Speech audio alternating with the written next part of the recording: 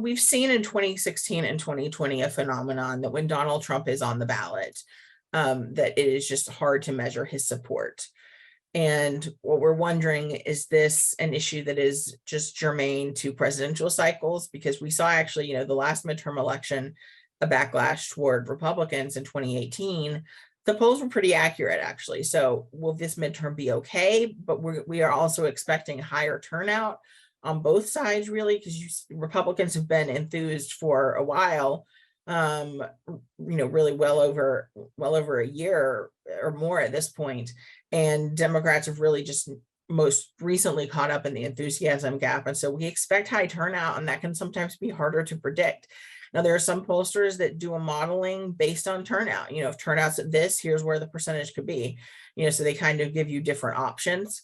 At this point, we also expect a likely voter screen, and those can narrow and sort of give us a clearer picture of excluding voters that are not likely to vote. And we have also seen pollsters really try to wait, especially for education has become key.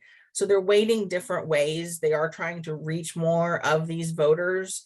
But I think especially when you sort of get into the Trump MAGA faithful, there's a lot of skepticism in answering this, when in fact, if they answered it, it would make things more accurate. So pollsters are trying different methods to reach people now.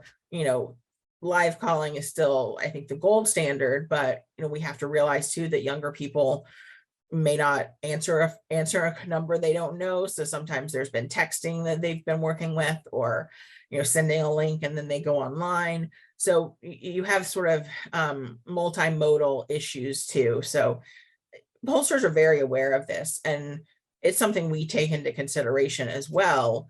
And it is one thing that I think keeps us up at night a little bit, that where we'll see where the polls are.